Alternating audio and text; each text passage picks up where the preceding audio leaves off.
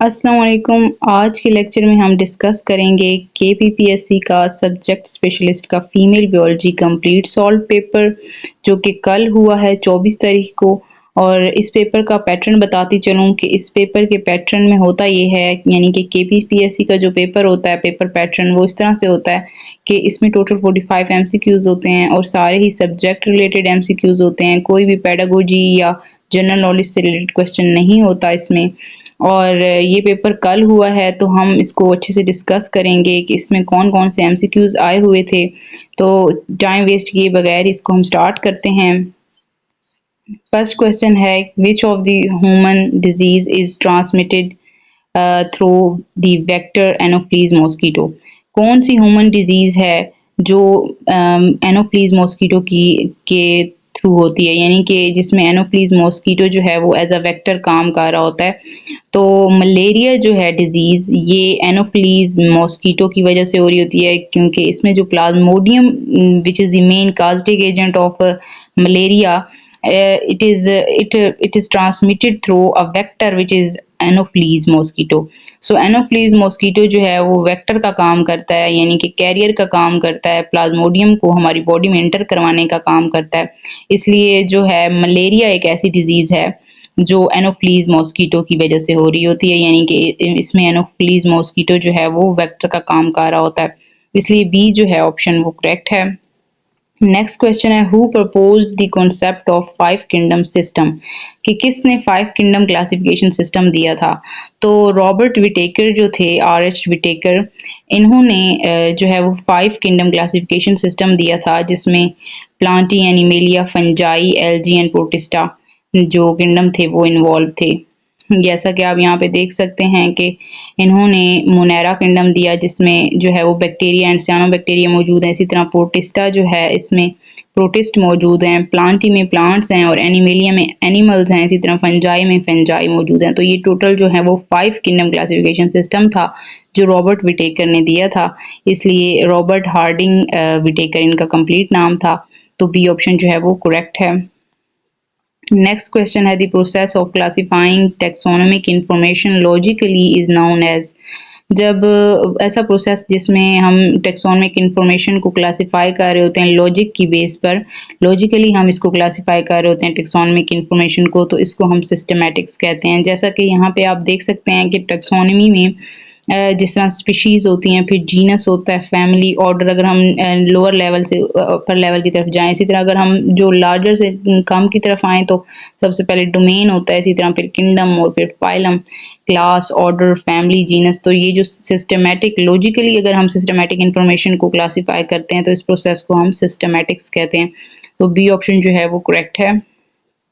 Next question है, a statement whose validity is tested on the basis of sample is called. जो sample के base पे किसी statement को बार बार टेस्ट किया जा रहा हो उसकी वैलिडिटी को चेक करने के लिए, तो सैंपल की बेस पे जब हम किसी स्टेटमेंट की वैलिडिटी चेक करते हैं तो इसको हम स्टेटिस्टिकल हाइपोथेसिस कहते हैं। B option is correct. Next question है, the percentage of water in cytoplasm is. तो जो साइटोप्लाज्म होता है सेल के अंदर, which is the fluid portion of the cell, इसमें 70% वाटर मौजूद होता है। तो इसलिए सी ऑप्शन जो है वो करेक्ट है। नेक्स्ट क्वेश्चन है कि an organelle which absent in animal cell but present in plant cell is. वो कौन सी ऑर्गेनेली है जो एनिमल सेल में मौजूद नहीं होती बट वो प्लांट सेल में मौजूद होती है। तो हमें पता है, यहाँ पे हम डायग्राम में देख सकते हैं कि जो एनिमल सेल है इसमें सेल वॉल मौजूद नहीं है, जस्ट सेल मेम्ब्रेन होती है आउटर कवरिंग। जबकि जो प्लांट सेल है इसमें सेल मेम्ब्रेन से बाहर एक सेल वॉल भी होती है, यानी कि सेल वॉल जो है वो इसका प्रोटेक्टिंग कवरिंग का काम कर रही होती है। तो ये जो सेल वॉल है ये ऑप्शन ये करेक्ट है। नेक्स्ट क्वेश्चन है, which organelle is known as the power house of the cell. कौन सी ऑर्गेनेली है जिसको हम सेल का पावर हाउस कहते हैं। तो power house of the cell का मतलब ये है कि जो मेन एनर्जी प्रोवाइड करने वाली ऑर्गेनेली है वो कौन सी है सेल में। तो माइटोकॉन्ड्रिया, बी ऑप्शन करेक्ट है, बिकॉज माइटोकॉन्ड्रिया जो है इसमें सेलुलर रेस्पिरेशन हो रही होती है और यही जो है वो एनर्जी प्रोवाइड करने का सबसे मेजर सोर्स होता है सेल में। तो इसलिए इसको हम power house of the cell कहते हैं। B option is correct. Next question है which of the following is example of epimers. तो यहाँ पे हमसे पूछा जा रहा है कि इनमें से कौन से हैं जो एक दूसरे के एपीमर्स हों। एपीमर्स का मतलब ये होता है कि जब एक सिंगल पोजीशन पर जब दो स्ट्रक्चर एक सिंगल पोजीशन जिस पे OH ग्रुप की डिफरेंस की वजह से लोकेशन ऑफ OH ग्रुप की डिफरेंस की वजह से एक दूसरे से डिफर कर रहे हों तो उनको हम एपीमर्स कहते हैं। तो यहाँ पे आप देख सकते हैं कि कार्बन नंबर 4 जो है यहाँ पर जो OH ग्रुप है वो उसका डिफरेंस है ग्लूकोज और गैलेक्टोज में, तो इस वजह से जो है कॉन्फ़िगरेशन का डिफरेंस है, तो इस वजह से जो है बी ऑप्शन करेक्ट है, यानी कि ग्लूकोज और गैलेक्टोज जो हैं ये दोनों एक दूसरे के एपीमर्स हैं, तो बी ऑप्शन जो है वो करेक्ट है। नेक्स्ट क्वेश्चन है which region of N antibody is also called variable region. कौन सा रीजन होता है एंटीबॉडी का जिसको हम वेरिएबल रीजन कहते हैं। तो एंटीबॉडी का जो FV रीजन होता है जिसको हम वेरिएबल रीजन, V का मतलब वेरिएबल रीजन भी कहते हैं, वो जो है बाइंडिंग रीजन होता है, यानी कि एंटीजन के साथ जब एंटीबॉडी बाइंड करती है तो जो बाइंडिंग रीजन है, जहाँ पे आप डायग्राम में देख सकते हैं VF लिखा हुआ है, ये बाइंडिंग रीजन है। और यहाँ से जो मेन बाइंडिंग रीजन है, यहाँ इस रीजन को हम VFV रीजन कहते हैं, और यही जो है इसको हम वेरिएबल रीजन भी कहते हैं। इस वजह से इस बी ऑप्शन जो है वो करेक्ट है। नेक्स्ट क्वेश्चन है the simplest amino acid is. इनमें से कौन सा अमाइनो एसिड है जो सिंपलेस्ट है। तो सबसे ज़्यादा सिंपलेस्ट जो अमाइनो एसिड है वो D है, यानी कि ग्लाइसिन। डी ऑप्शन करेक्ट है बिकॉज यहाँ पे हम देख सकते हैं कि एक अमाइनो ग्रुप होता है अमाइनो एसिड के स्ट्रक्चर में और एक कार्बोक्सिलिक ग्रुप होता है, साथ में एक हाइड्रोजन होता है। तो यहाँ पे जो सेंट्रल कार्बन है उसके साथ एक H मौजूद है, तो ये जब सिंपली H अटैच हो जाता है अमाइनो एसिड के साथ तो ये स्ट्रक्चर जो बनता है इस अमाइनो एसिड को हम ग्लाइसिन कहते हैं, और ये सिंपलेस्ट अमाइनो एसिड है, इसलिए डी ऑप्शन इज करेक्ट।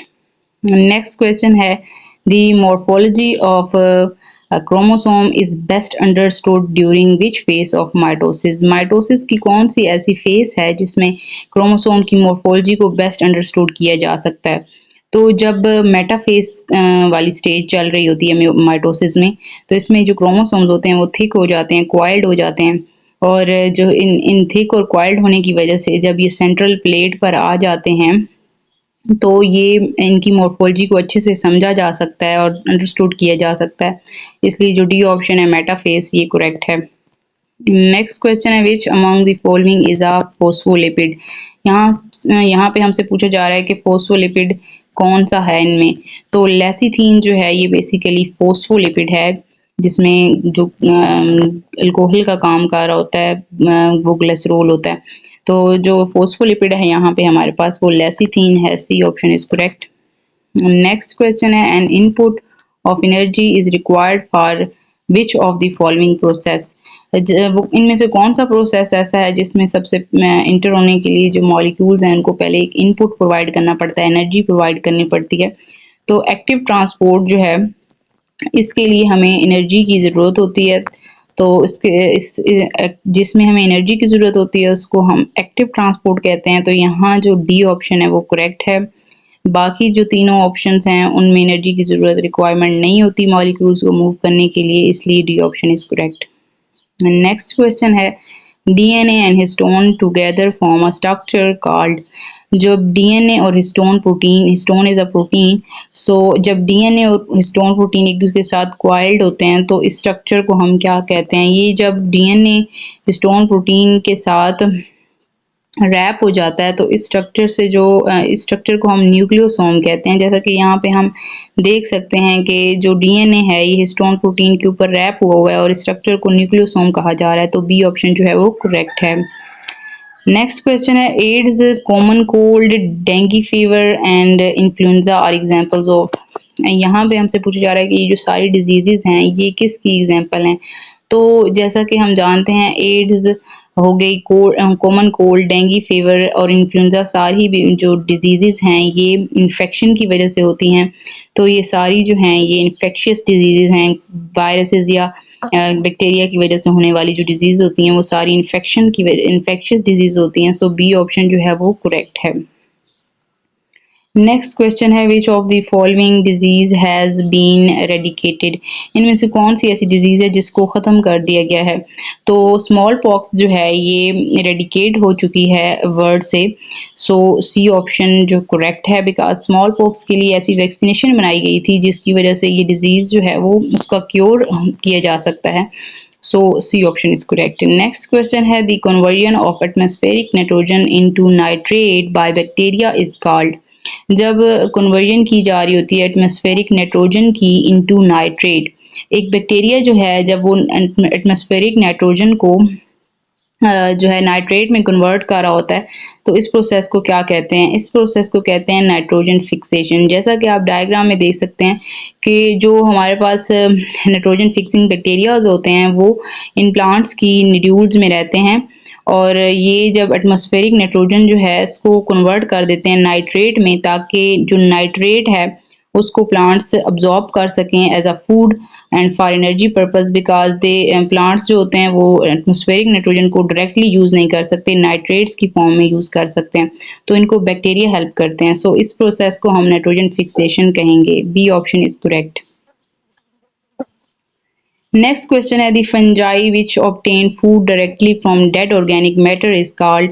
वो कौन सी फंजाई है, यानी कि यहाँ पे हमसे पूछा जा रहा है वो कौन सी फंजाई है जो डेड ऑर्गेनिक मैटर से डायरेक्टली फूड को ऑब्जॉर्ब कर लेती है। तो ऐसी फंजाई जिनका जो डायरेक्टली डेड ऑर्गेनिक मैटर से फूड को ऑब्जॉर्ब करती हैं या ऑब्टेन करती हैं, तो उनको हम सेप्रोफाइटिक कहते हैं। तो बी ऑप्शन जो है वो करेक्ट है। नेक्स्ट क्वेश्चन है the most contagious fungal disease among the following is. जो एक फंगल डिजीज इनमें से कौन सी है जो बहुत ज़्यादा कॉन्टेजियस है, यानी कि एक दूसरे से फैलने वाली है।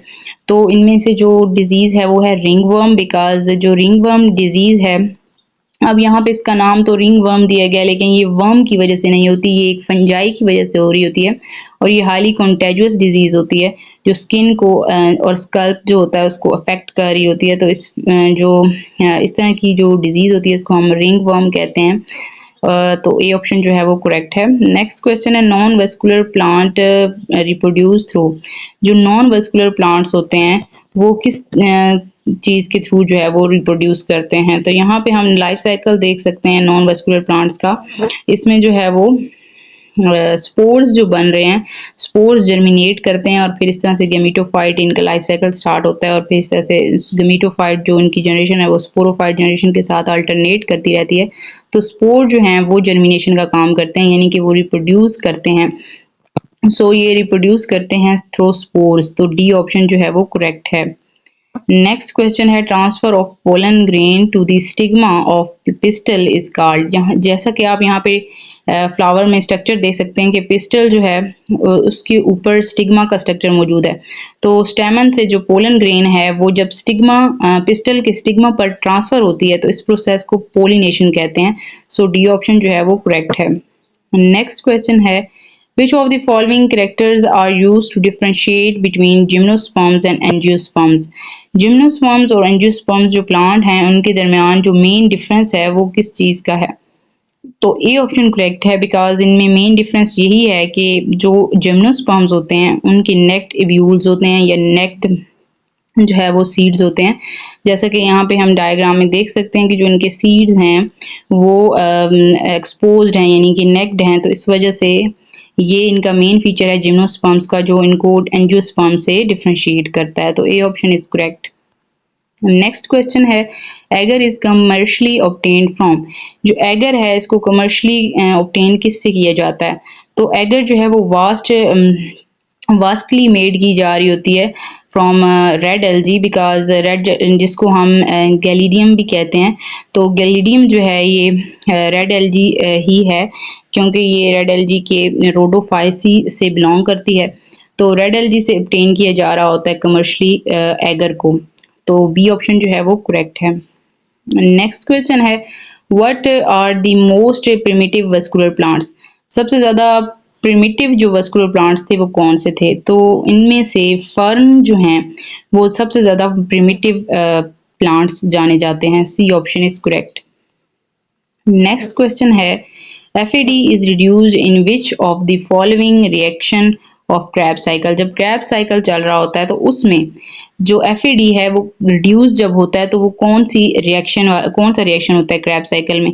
तो यहाँ पे हम देख सकते हैं कि जब सक्सिनेट कन्वर्ट हो रहा है फ्यूमरेट में तो यहाँ पे FAD जो है वो रिड्यूस हो रहा है FADH2 में। तो इस वजह से जो सी ऑप्शन है वो करेक्ट है कि जब सक्सिनेट जो है वो फ्यूमरेट में कन्वर्ट होता है तो यहाँ पे FAD जो है वो रिड्यूस्ड हो जाता है FADH2 में। सो जो सी ऑप्शन है वो करेक्ट है। नेक्स्ट क्वेश्चन है phylum protozoa are classified on the basis of. जो फाइलम प्रोटोजोआ है ये किस चीज़ के बेस पर क्लासिफाई किया जाता है इनको, तो इनको लोकोमोटरी ऑर्गेनेली के बेस पे किया जाता है। जैसे जू फ्लैजिलेट्स हैं या फ्लैजिलेट्स हैं तो फ्लैजेला उनका लोकोमोटरी ऑर्गन होता है, इसलिए इसी तरह सिलिएट्स जो हैं उनका सिलिया होता है। तो इनको जो है प्रोटोजोन जो है इनको क्लासिफाई किया जाता है on the basis of their locomotory organelle. तो ए ऑप्शन जो है वो करेक्ट है।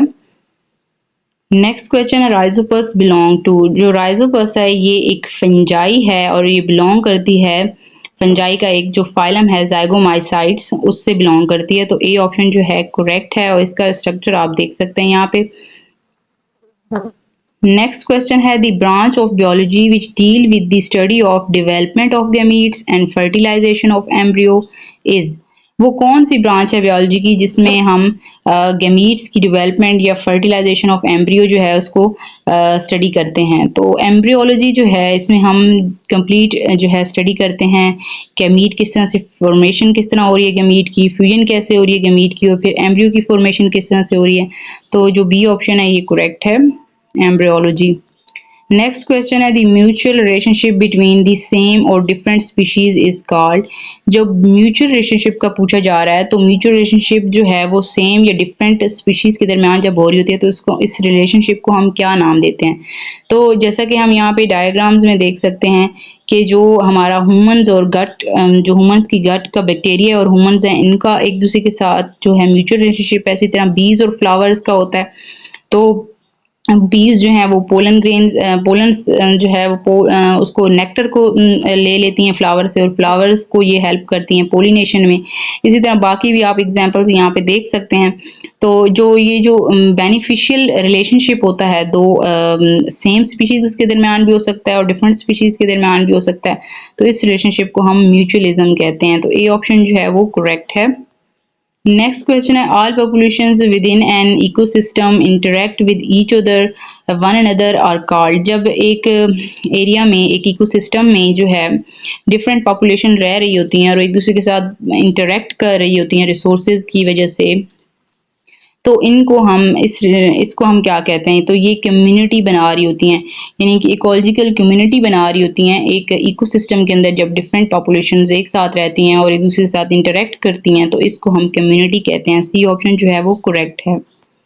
नेक्स्ट क्वेश्चन है नॉन साइक्लिक फोस्फोराइलेशन जो है result in the production of. जब नॉन साइक्लिक फोस्फोराइलेशन हो रही होती है तो जैसा कि यहाँ पे हम देख सकते हैं कि नॉन साइक्लिक फोस्फोराइलेशन में जो रिजल्ट में बनने वाले मॉलिक्यूल्स हैं, एक है ATP। जब ADP जब इनऑर्गेनिक फॉस्फेट के साथ बाइंड कर रहा है तो ATP बन रहा है। इसी तरह NADP जो पॉजिटिव है ये जब कंबाइन कर रहा है प्रोटॉन ले रहा है तो ये NADPH में कन्वर्ट हो रहा है। तो ATP और NADPH दोनों हमारे पास बन रहे हैं नॉन साइक्लिक फोस्फोराइलेशन में। तो जो डी ऑप्शन है ये करेक्ट है बिकॉज ATP और NADPH दोनों ही यहाँ पे प्रोड्यूस हो रहे हैं। तो D option is correct. Next question है the most common energy carrier in the cell is. Cell के अंदर जो सबसे ज़्यादा एनर्जी कैरियर हमारे पास मौजूद होता है वो कौन होता है। तो सबसे ज़्यादा जो एनर्जी कैरियर का काम करता है सेल के अंदर वो होता है ATP, यानी कि एडिनोसिन ट्राइफॉस्फेट। जैसे कि यहाँ पे हम स्ट्रक्चर देख सकते हैं ATP का, ये एनर्जी कैरियर का काम कर रहा होता है मोस्टली सेल्स में। D option is correct. Next question है the final acceptor of electron in the respiratory chain.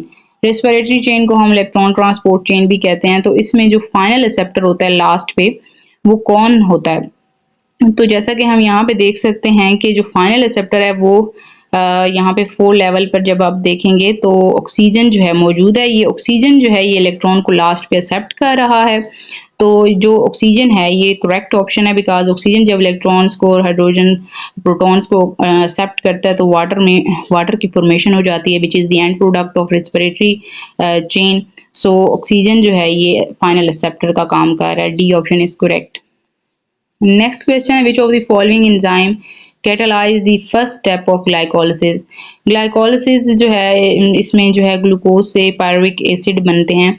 तो ग्लूकोज से जब ग्लूकोज 6 फॉस्फेट बनता है, ये फर्स्ट स्टेप होता है ग्लाइकोलिसिस का। तो फर्स्ट स्टेप में जब एटीपी क्योंकि इंटर हो रहा है और इस वजह से जो है वो अपना एक फॉस्फेट देता है, तो यहाँ पे ग्लूकोज जो है उसके साथ फॉस्फेट जब लगता है तो ग्लूकोज 6 फॉस्फेट बन जाता है। तो इस रिएक्शन को कराने में जो एंजाइम इंपॉर्टेंट रोल प्ले कर रहा होता है वो होता है हेक्सोकाइनेज एंजाइम, और ये बिल्कुल फर्स्ट स्टेप होता है ग्लाइकोलिसिस का। तो इसमें उन्होंने हमसे फर्स्ट स्टेप के बारे में पूछा कि कौन कैटेलाइज करवाता है, तो फर्स्ट स्टेप जो ग्लाइकोलिसिस का है उसको हेक्सोकाइनेज कैटेलाइज करवाता है। तो ए ऑप्शन जो है ये करेक्ट है। नेक्स्ट क्वेश्चन है, the protein coat of viruses that encloses the genetic material of viruses is called. जो वायरसेस होते हैं उनका एक प्रोटीन कोट होता है जो कि जेनेटिक मटेरियल को इनक्लोज कर रहा है, चाहे वो डीएनए आरएनए है, जो भी जेनेटिक मटेरियल है उसको जब इनक्लोज करने वाला जो कैप्सिड जो यहाँ पे प्रोटीन स्ट्रक्चर होता है उसको हम प्रोटीन कोट होता है उसको हम कैप्सिड कहते हैं। तो बी ऑप्शन जो है वो करेक्ट है, because capsid act as a protein coat which encloses the genetic material of viruses. Next question है, which of the following is considered to be the start codon। Start codon का काम कौन कर रहा होता है, तो यहाँ पे हम देख सकते हैं कि AUG जो है वो स्टार्ट कोडॉन का काम कर रहा है और ये इनिशिएट करवाता है ट्रांसलेशन को, यानी कि प्रोटीन सिंथेसिस को स्टार्ट करवाता है और फर्स्ट अमाइनो एसिड को पॉलीपेप्टाइड चेन में एंटर करवा देता है। तो AUG जो है ये फर्स्ट कोडॉन है और ये स्टार्ट कोडॉन है। B option is correct. Next question है, the plastid that give fruits and flowers their yellow and orange colour is called. जो भी जो कलरफुल फ्रूट्स और फ्लावर्स होते हैं इनको कलर देने का काम जो होता है वो क्रोमोप्लास्ट का होता है। यहाँ पे आप क्रोमोप्लास्ट का स्ट्रक्चर देख सकते हैं। तो सी ऑप्शन जो है वो करेक्ट है। नेक्स्ट क्वेश्चन है, animals lacking excretory respiratory and circulatory structures are. वो कौन से एनिमल्स हैं जिनमें ना तो सर्कुलेटरी सिस्टम होता है, ना रेस्पिरेटरी और ना ही एक्सक्रीटरी। तो ऐसे जो एनिमल्स हैं वो बिल्कुल सिंपल एनिमल्स हो सकते हैं, जैसा कि पोरीफेरा जो है फाइलम उससे बिलोंग कर सकते हैं। तो ए ऑप्शन जो है स्पॉन्ज ये बिल्कुल राइट है, बिकॉज स्पॉन्ज जो होते हैं ये सिंपल ऑर्गेनिजम्स होते हैं, इनमें कोई और जो है वो सिस्टम लेवल ऑर्गेनाइजेशन नहीं होती, तो इसलिए यहाँ पे इनके पास सर्कुलेटरी एक्सक्रीटरी और रेस्पिरेटरी सिस्टम मौजूद नहीं होते। तो ए ऑप्शन जो है वो करेक्ट है, स्पॉन्ज। नेक्स्ट क्वेश्चन है, which among the following is incorrect about arthropods. Arthropods से रिलेटेड कौन सी स्टेटमेंट ठीक नहीं है। तो जो है बाकी तीनों तो चीज़ें मौजूद होती हैं आर्थ्रोपोड्स में, लेकिन जो वाटर वस्कुलर सिस्टम है ये जस्ट अकाइनोडर्म्स में यानी कि स्टारफिश वगैरह में पाया जाता है। आर्थ्रोपोड्स में ये वाटर वस्कुलर सिस्टम मौजूद नहीं होता, इसलिए ये ऑप्शन जो है वो करेक्ट है। नेक्स्ट क्वेश्चन है, in which of the following class does a salamander belong. जो इनमें से कौन सी ऐसी क्लास है जिससे जो है वो सेलिमेंडर बिलोंग करते हैं। तो सेलिमेंडर्स जो हैं ये एम्फीबियंस की से बिलोंग करते हैं। तो एम्फीबियंस जो हैं डी ऑप्शन ये करेक्ट है। नेक्स्ट क्वेश्चन है, phylum Porifera is classified based on. जो फाइलम पोरीफेरा है इसको क्लासिफाई किया जाता है किस चीज़ की बेस पे। तो इनको हम स्पिक्यूल्स की बेस पे क्लासिफाई करते हैं। यहाँ पे आप स्पिक्यूल्स देख सकते हैं स्ट्रक्चर जो मौजूद है स्पॉन्ज के ऊपर, तो स्पिक्यूल्स की बेस पे हम इनको क्लासिफाई करते हैं। So B option is correct. Next question है, all of the following system derived from mesoderm except. इनमें से तमाम जो सिस्टम है वो मीजोडर्म से बिलोंग करते हैं, ड्राइव करते हैं, लेकिन एक स्ट्रक्चर जो है एक सिस्टम जो है वो मीजोडर्म से ड्राइव नहीं करता, हमने उसी को पिक करना है। तो जो बी ऑप्शन है ये करेक्ट है, बिकॉज इंटीग्यूमेंट्री जो सिस्टम है यानी कि स्किन सिस्टम जो हमारी एपिडर्मिस होती है उसको मीजोडर्म नहीं बना रही होती। तो बी ऑप्शन जो है वो करेक्ट है। नेक्स्ट क्वेश्चन है, the central body cavity of coelenterate is called. जो हमारी जो हाइड्रा होता है यानी कि जो निडेरियंस में एग्जांपल है हाइड्रा की, तो उसमें जो सोलेंट्रेट्स होते हैं सोलेंट्रेट जो बॉडी कैविटी है उसको दूसरा नाम कौन सा दिया जा रहा होता है। तो जो इनकी सेंटर में आप देख सकते हैं डायग्राम में जो जिसको गैस्ट्रोवेस्कुलर कैविटी कहा गया है, तो इसको सोलेंट्रेट्स जो है इनकी जो बॉडी कैविटी होती है सेंटर में मौजूद होती है और इसको हम गैस्ट्रोवेस्कुलर कैविटी कहते हैं। So A option is correct. Next question है reptilian ancestry of bird is shown by the presence of. जो बर्ड्स थे उनकी ये कंसीडर किया जाता है जो बर्ड्स हैं उनके जो एंसेस्टर थे वो रेप्टाइल्स थे। तो इसका जो ये कहाँ कौन सा इनका ऐसा स्ट्रक्चर है बर्ड्स में मौजूद है जो इस चीज़ को इंडिकेट करता है कि इनकी रेप्टिलियन एंसेस्ट्री है बर्ड्स की। तो जो बर्ड्स होते हैं उनकी हाइंड लिम्स जो होती हैं उनके ऊपर स्केल्स मौजूद होते हैं। तो ये चीज़ इंडिकेट करती है कि ये इनके जो एंसेस्टर थे वो रेप्टाइल्स थे, बिकॉज रेप्टाइल्स की बॉडी के ऊपर भी स्केल मौजूद होते हैं। तो ए ऑप्शन जो है वो करेक्ट है। नेक्स्ट क्वेश्चन है which is the last question that the process responsible for the entry of water in the root hair is. वो कौन सा प्रोसेस है जो रूट हेयर्स में वाटर की एंट्री को के लिए रिस्पॉन्सिबल है। तो ऑस्मोटिक प्रेशर जो होता है वो रिस्पॉन्सिबल होता है कि जो वाटर है वो रूट हेयर्स के अंदर एंटर हो सके। तो जो सी ऑप्शन है osmotic pressure it is right.